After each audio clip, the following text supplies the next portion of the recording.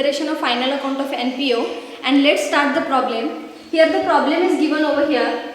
As we all know that maybe any problem is given for the practical solution for the accountancy subject. The first rule is to read the whole problem and first to consider what the exact information has been provided, and then later on we have to decide exactly what we have to prepare and how we have to solve and how we have to give the solution for that problem. So let's read the problem given over here. Following is the receipt and payment account and additional information of Jeevandeep Hospital, Pune.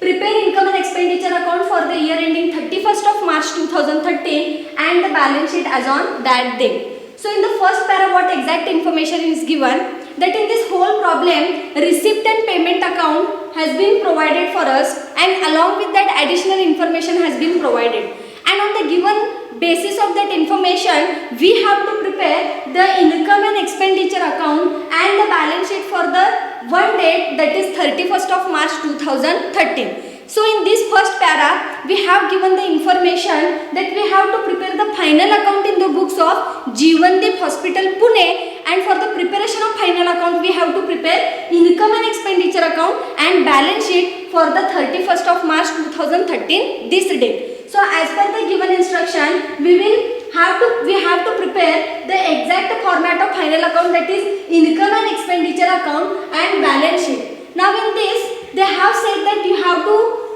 do the accounting in the books of Jeevandeep Hospital, Pune. So we have to highlight over here in the books of Jeevandeep Hospital, Pune. Income and expenditure account for the year ending 31st of March 2013, and on the same date we have to prepare the balance sheet, that is nothing but 31st of March 2013. Next slide. Next slide. Here in the next slide receipt and payment account is being given, and the receipt and payment account highlights the two hand side. Receipt side means what comes in and payment side means what goes out. I will repeat here one of the rule, that whatever the items are given for the receipt side, either it will be posted for the income side of income and expenditure account or for the liability side of balance sheet. Receipt साइडला दिलेल्या प्रत्येक घटकाचं जे काही posting आहे ते एक तर income and expenditure अकाउंटच्या इन्कम साइडला होईल, नसेल तर बॅलन्स शीटच्या लायबिलिटी साइडला होईल. And the second part is about payment side. So the items which are been highlighted for the payment side, either it will be posted for the expenditure side of income and expenditure account or it will be posted for the asset side of balance sheet. Payment side दिलेला प्रत्येक घटकाचे posting हे एक तर income and expenditure अकाउंटच्या expenditure साइडला होईल, नसेल तर बॅलन्स शीटच्या असेट साइडला त्या ठिकाणी होईल. तर प्रत्येक घटकाचं कुठं काय पोस्टिंग होईल हे आपल्याला त्या ठिकाणी बघायचं आहे. आणि दुसरा महत्त्वाचा नियम असा आहे that each and every factor from receipt and payment account will be posted for only one time. Receipt and payment account मधील दिलेल्या प्रत्येक घटकाची पोस्टिंग ही फक्त एकदाच होते. Next slide. In the next slide, they have given the additional information, and the additional information are for the 7 points की 7 adjustments आपल्याला दिलेले आहेत. And the rule we have to consider over here that the additional information or the adjustments are given for the last. It means the schedule is there. First they have provided one of the information into the paragraph which relates to the name of books of accounting and what to prepare for what exact date. Next receipt and payment account is provided, and lastly the sequence, according to the sequence the additional information has been provided. But here two rules are being implemented. The very first, that additional information will be posted first, and the second rule, whatever the amount are given in the adjustments they will be posted for the twice a time. की adjustment हे आपल्याला पूर्ण प्रॉब्लेमच्या शेवटी दिलेले आहे, पण नियम असा आहे की पहिल्या सुरुवातीला आपल्याला ॲडजस्टमेंटची पोस्टिंग करावी लागणार, आणि दुसरा नियम असा आहे की ॲडजस्टमेंटमध्ये दिलेल्या प्रत्येक रकमांचे 2 वेळा पोस्टिंग त्या ठिकाणी होणार. What are the exact 3 rules we have to consider? First, receipt and payment account मधील प्रत्येक घटकाची पोस्टिंग ही एकदाच होणार. Along with that what exact we have to take into the notice की रिसिप्ट साइडला असणाऱ्या प्रत्येक फॅक्टरची पोस्टिंग ही एक तर इन्कम साइड किंवा लायबिलिटी साइडला होणार, आणि पेमेंट साईडला दिलेल्या प्रत्येक फॅक्टरची पोस्टिंग ही एक तर एक्सपेंडिचर किंवा असेट साईडला होणार. What is the exact rule number 2? Adjustments are given for the last of the sequence of information but we have to consider it for the first. की ॲडजस्टमेंटची माहिती ही प्रॉब्लेमच्या सगळ्यात शेवटी दिलेली आहे, पण त्याचा आपल्याला विचार पहिल्यांदा करायचा आहे. आणि सेकंड नियम असा आहे की ॲडजस्टमेंटमधील प्रत्येक फॅक्टरची जी रक्कम दिलेली आहे त्या प्रत्येकाची 2-2 वेळा त्या ठिकाणी इफेक्ट होणार आहेत. So as per the given rules and conditions we will apply it. The first we have to highlight or we have to post about the additional information. Here additional information which is related number 1. Outstanding subscription for 2012-13 is rupees 10,000. पहिली adjustment ही outstanding आहे. Outstanding कशाबद्दल आहे? Subscription बद्दल आहे आणि ती किती इयरसाठी आहे? 2012-13 and the amount is given rupees 10,000. पहिल्या वाक्यामध्ये अर्थ असा कळतो की सबस्क्रिप्शन आउटस्टँडिंग आहे 2013 ह्या वर्षासाठी आणि रक्कम आहे 10,000. तर 2013 ह्याच वर्षासाठी आपण income and expenditure account prepare करत आहोत. त्यामुळं ही जी रक्कम आहे ही करंट इयर सबस्क्रिप्शन आउटस्टँडिंगची आहे, त्यामुळे त्याचा इफेक्ट करंट इयरसाठी होणार आहे. Back slide. In this back slide, first we have to consider the amount of subscription given over here. For the receipt side, we can have the amount of subscription which is been allotted for 3 years. 2011-12 15,000, 12-13 1,90,000, 13-14 rupees 30,000. 3 वर्षासाठी सबस्क्रिप्शनची किंमत दिलेली आहे. मागच्या वर्षी 15,000 आहे. चालू वर्ष म्हणजे 12-13 साठी 1,90,000 आहे आणि 13-14 म्हणजे पुढच्या वर्षासाठी 30,000 आहे. यापैकी करंट इयरची जी रक्कम आहे त्याच्यासाठी आपल्याला ॲडजस्टमेंट नंबर 1 दिलेली आहे. म्हणजे याचा अर्थ पहिल्यांदा 1,90,000 ची पोस्टिंग होणार आणि मग ॲडजस्टमेंटचा विचार करावा लागणार. So as I said that whatever the items are posted for the receipt side, they will be posted either for the income side or for the liability side. So what is the subscription for an NPO? Subscription is an basically income for the NPO. Therefore, it will be posted for the income side. So this is the expenditure and income account, and this is the income side. We will write over here by subscription. By subscription.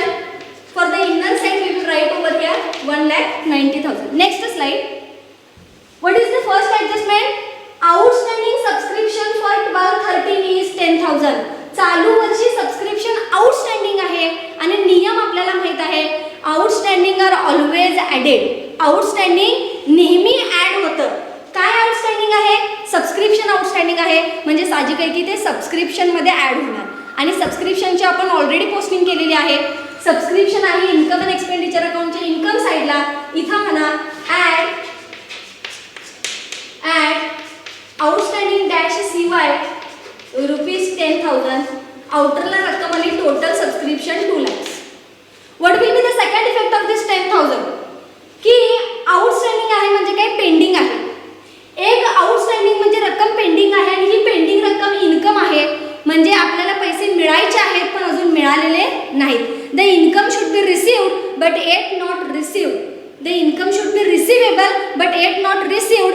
मग ज्या दिवशी ही रक्कम मिळणार त्या दिवशी आपली asset वाढणार. त्यामुळे दुसरा इफेक्ट कुठं होणार? बॅलन्स शीटच्या असेट साईडला.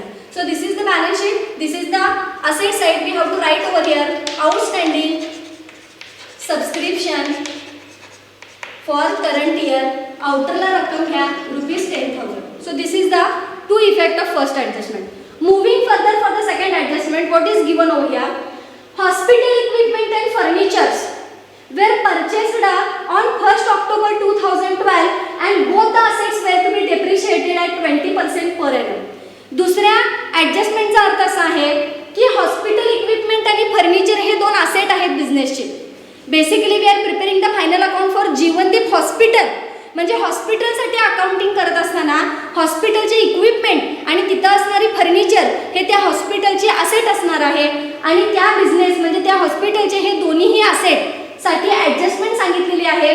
डेप्रिसिएशनची at the rate of 20% per annum. Per annum म्हणजे पूर्ण वर्षासाठी 20% डेप्रिसिएशनचा रेट आहे. But basically this both asset are been purchased for the running year 1st of October 2012. We all know that basically this year has been started for 1st of April 2012 and has been ended for 31st of March 2013.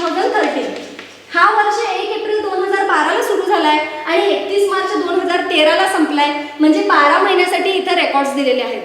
पण ह्या 12 महिन्याचा record सांगत असताना hospital equipment आणि फर्निचरबद्दल काय सांगितलंय की हे दोन्हीही असेट ह्या बिझनेसनं खरेदी केलेत आणि खरेदी केल्यानंतर इयर एंडिंगला डेप्रिसिएशनची कन्सेप्ट त्या ठिकाणी चार्ज केलेत.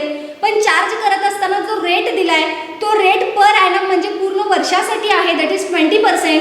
पण त्यांनी असेट मात्र 1 ऑक्टोबरला खरेदी केलेली आहे. 1 ऑक्टोबर याचा अर्थ काय, 1 एप्रिल 2012 त्याच्यानंतर दुसरी डेट आहे 1 ऑक्टोबर 2012 म्हणजे वर्षाच्या सुरुवातीच्या नंतर ही डेट आहे. 1 ऑक्टोबर 2012 ते 31 मार्च 2013 किती महिने झाले, एकंदरीत 6 महिने झाले. म्हणजे असेट खरेदी करून फक्त 6 महिने झालेत आणि 6 महिन्यासाठी आपल्याला डेप्रिसिएशनचा विचार करावा लागणार आहे. Back slide. First we will consider the amount of hospital equipment and furniture. For the payment side we can have a look that here the amount of hospital equipment is given 60,000 whereas the furniture has been purchased for rupees 50,000. आपल्याला दोघांची रक्कम दिसतात. Hospital इक्विपमेंटची रक्कम आहे 60,000 तर फर्निचरची रक्कम 50,000 आहे. As this both are the asset, त्यामुळे ह्या दोघांची पहिली पोस्टिंग कुठं होणार, नवीन बॅलन्स शीटच्या असेट साईडला. So first we will post this both the item for the new balance sheet asset side. So here is the new balance sheet, this is the asset side. पहिल्यांदा आपण posting करणार hospital equipment. Hospital equipment amount आहे 60,000. एक ओळ सोडा कारण त्याच्यावर depreciation charge करायचं आहे. And further depreciation has been charged that is on furniture and the amount of furniture is given 50,000 that will be post for the inner column. Next slide. Next slide. Here the concept of depreciation has been cleared out. पहिलं depreciation कशावर आहे, on the hospital equipment. Basically hospital equipment are purchased on 1 October 2012 but the depreciation rate is given 20% per annum. PA म्हणजे पर annum म्हणजे पूर्ण वर्षासाठी. तुमची जर डेप्रिसिएशनची concept ही पूर्ण वर्षासाठी असेल तरी देखील पूर्ण वर्ष डेप्रिसिएशन हॉस्पिटल इक्विपमेंटवर चार्ज करता येत नाही कारण हे फक्त 6 महिन्यासाठी आपल्याकडे आहे. तर आपण फक्त 6 महिन्याचा विचार करणार. कसा विचार करायचा बघा. Total amount of hospital equipment is 60,000 that is being given over here. 60,000 on 60,000 basically we are charging the rate of depreciation that is 20%. 20% is nothing but 60,000 into 20 divided by 100. We will receive the amount of depreciation that is nothing but 12,000 per annum. टक्केवारीमध्ये दिलेलं depreciation आपण अमाऊंटमध्ये करून घेतलं आणि आपल्याला रक्कम मिळाली 12,000 but it is for per annum. हे पूर्ण वर्षासाठी आहे. पण पूर्ण वर्षभर आपल्याकडे असेट होती का, नाही. किती महिने होती, only for the 6 month starting from 1 October 2012 till 31 March 2013. 6 महिन्यासाठी असल्यामुळं आपण आलेल्या ह्या 12,000ला काय करणार, 6 महिन्यासाठी विचार करणार. That is nothing but 12,000 into 6 divided by 12 equal to how much, 6,000. म्हणजे हॉस्पिटल इक्विपमेंटवर जर तुम्ही डेप्रिसिएशन चार्ज करणार असाल तर 20% हे पूर्ण वर्षासाठी आहे but it is not applicable for our asset because our asset has been purchased only for the 6 month before of year ending. तर 6 महिने वर्ष संपण्याआधी खरेदी केलेले असल्यामुळं फक्त 6 महिन्याचं डेप्रिसिएशन येणार आणि 6 महिन्याचं डेप्रिसिएशन किती आहे, 6,000 त्या ठिकाणी आहे. म्हणजे डेप्रिसिएशनचं रेट किती आलं हॉस्पिटल इक्विपमेंटवर, 6,000 रुपीज आलं. So let's have the very to effect of this first adjustment, depreciation on hospital equipment. तर डेप्रिसिएशनचा काय विचार करणार. Basically depreciation is a kind of expenses and expenses are always deducted. Depreciation हा खर्च आहे म्हणजे एक प्रकारचं प्रोव्हिजन आहे आणि तो नेहमी त्या ठिकाणी वजा होतो, लेस होतो. तो कशावरचा डेप्रिसिएशन आहे त्याच्यामधून लेस होणार. पहिलं डेप्रिसिएशन हॉस्पिटल इक्विपमेंटवर आहे म्हणजे तो याचा खर्च आहे याच्यातून लेस होणार. तर आपण इथं म्हणायचं लेस DEPT dot @20% per annum for 6 month.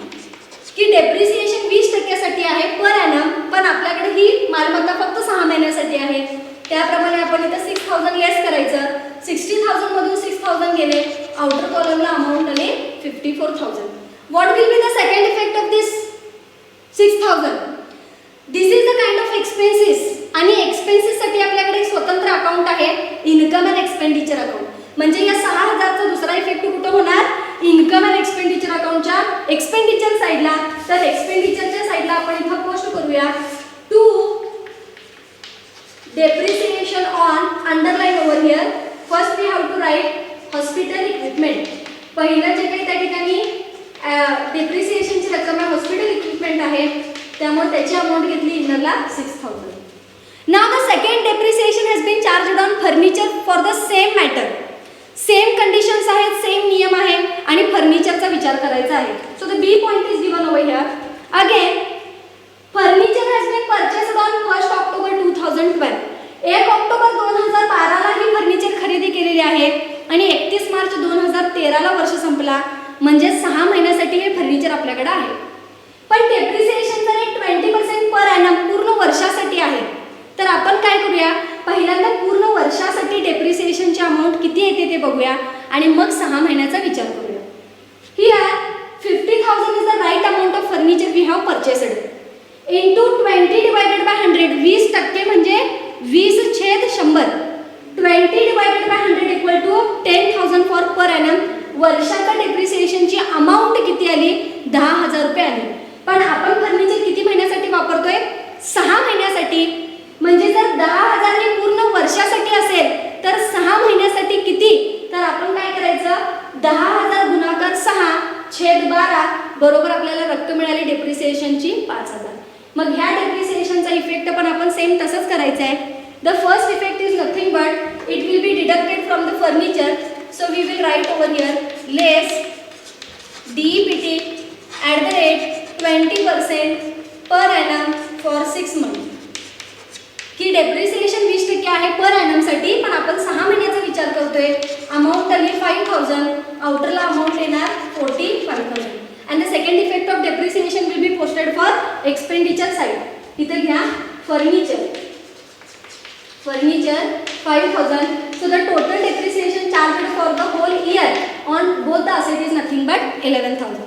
So this is the two effect of second adjustment. Back slide. What is the third adjustment given over here? The third adjustment given over here, life membership fees are to be capitalized. हे आपल्याला काही नवीन adjustment नाही, आपण 4 problem मध्ये बघितलेले आहेत. हा 5वा problem सुरू आहे, आपण बघतोय. What is the exact meaning of this? That the amount of life membership fee is to be transferred for the capital account. की लाईफ मेंबरशिप फीची सगळीच्या सगळी रक्कम ही कॅपिटलला पाठवायची आहे. सगळी रक्कम का? Because in this adjustment the exact amount or ratio is be not highlighted, that exactly how much amount of the life membership fee is to be transferred. Because of that we have assumed that exactly total 100% amount will be transferred. ह्या पूर्ण adjustment मध्ये किती टक्के किंवा किती रक्कम life membership फीची कॅपिटलला पाठवायची हे सांगितलेलं नाही, म्हणून आपण असं गृहीत धरलं की सगळीच्या सगळी रक्कम आपण त्या ठिकाणी पाठवणार आहोत. So let's do the adjustment. Back slide. In the receipt and payment account, for the receipt side we can have the life membership fee amount, that is nothing but 50,000. हे 50,000 कुठं पाठवणार तुम्ही? कॅपिटलला पाठवणार आणि सगळीच्या सगळी पाठवणार. त्यामुळे ह्याचा फक्त एकच इफेक्ट तो पुरेसा आहे, that we will directly add this amount to the capital. Capital कुठे घेता तुम्ही? बॅलन्स शीटच्या लायबिलिटी साईडला. This is the balance sheet, this is the liability side. We have already written over here capital fund.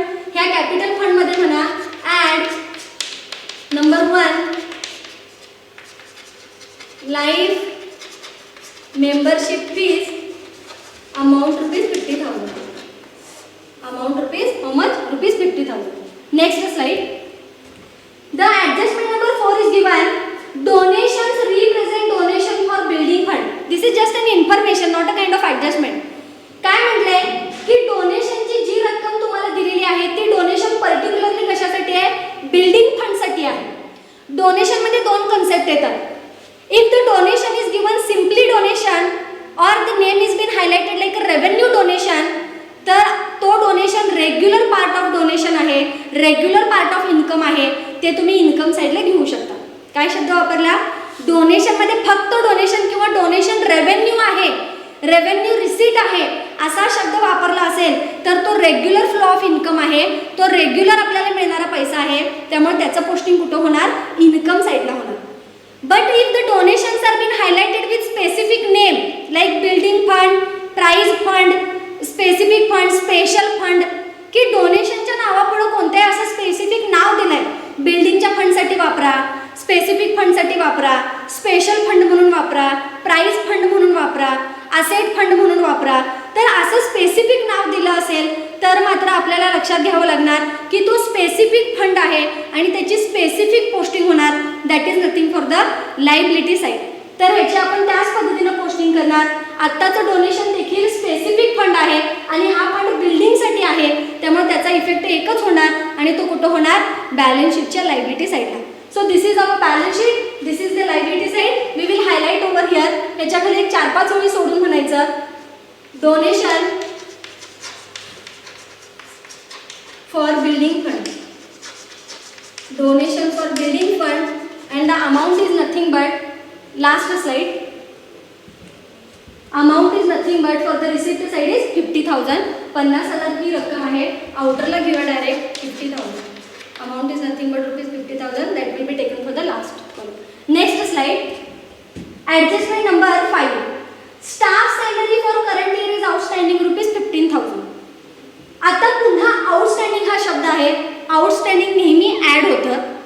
कशाबद्दल outstanding आहे, staff salary बद्दल आहे. म्हणजे जी 15,000 ही रक्कम आउटस्टँडिंग आहे ही ऍड होणार आणि ती कशामध्ये ऍड होणार, सॅलरीमध्ये ऍड होणार. म्हणजे हे 15,000ची पोस्टिंग करण्यापूर्वी तुमच्याकडे सॅलरीची रक्कम असणं गरजेचं आहे. मग सॅलरीची रक्कम बघूया, last slide. In this receipt and payment account we will have a look for the payment side. Do any salary has been paid or not. जर पेमेंट साइडला बघितला तर कुठंच तुम्हाला त्या ठिकाणी सॅलरी पेड केले असं दिसत नाही. म्हणजे की ह्या वर्षी सॅलरीचा जो काही ॲडजस्टमेंटमध्ये दिलेली अमाऊंट आहे ही एकमेवच अमाऊंट आहे आणि त्याचे दोन इफेक्ट होणार. कसे इफेक्ट होणार बघा, salary is a kind of expenses and expenses are posted for the expenditure side. त्यातल्या त्यात अमाऊंट आउटस्टँडिंग आहे तर एक्सपेंडिचर साईडला आपण त्याची अमाऊंट पोस्ट करूया. हा पहिला इफेक्ट त्याचा आहे. इथं लिहूया, to outstanding staff salary dash CY for the current year rupees 15,000. and the second effect is की सॅलरी हा खर्च आहे आणि तो खर्च द्यायचा आहे पण अजून दिलेला नाही. मग जोपर्यंत तो खर्च तुम्ही देत नाही तोपर्यंत तुमची ती देणी आहे आणि देणीला आपण काय म्हणतो, लायबिलिटी म्हणतो. याचा अर्थ ह्याचा दुसरा इफेक्ट बॅलन्स शीटच्या लायबिलिटी साईडला येणार. इथं घ्या, outstanding staff salary and for the outer column we will post amount rupees 15,000. Next slide. Sixth adjustment is given on 1st April 2012. 1st April 2012, this is the opening date. वर्षाच्या सुरुवातीला the hospital had the following assets and liabilities. वर्षाच्या सुरुवातीला या जीवनदीप हॉस्पिटलकडे काही रकमांचे asset आणि liability होते. ह्या प्रत्येकाचा फक्त एकच इफेक्ट होणार. जे असेट आहेत ते असेटला जाणार, जे लायबिलिटीज आहेत ते लायबिलिटीला जाणार. चला मग बघूया काय काय आहे. First amount is given of rupees 5 lakh of land and land is basically an asset, therefore it will be posted for the balance sheet asset side. Right over here land and for the outer column we will post the amount rupees 5 lakh. Then what is the next amount is given about investment rupees 1 lakh. Then investment is another kind of asset, again it will be posted for the asset side. So write over here investment rupees 1 lakh. Investment rupees 1 lakh. Next, bank loan. Bank loan is basically a kind of liability, not an asset. Bank loan म्हणजे बँकेकडून कर्ज घेतलं, कर्ज परत द्यावं लागतं ना, देणी आहे. म्हणजे बँक लोन ही एक लायबिलिटी आहे, त्यामुळे त्याचं पोस्टिंग लायबिलिटी साईडला होणार. This is the balance sheet, this is the liability side. Right over here bank loan and the amount of bank loan is nothing but rupees 4 lakh. And the last factor is given over here which is related to the ambulance. Ambulance is a particular asset of this business. Therefore, the amount of ambulance rupees 2,05,000 will be posted for the asset side of the new balance sheet. So write over here ambulance for the amount of rupees outer column rupees 2,05,000.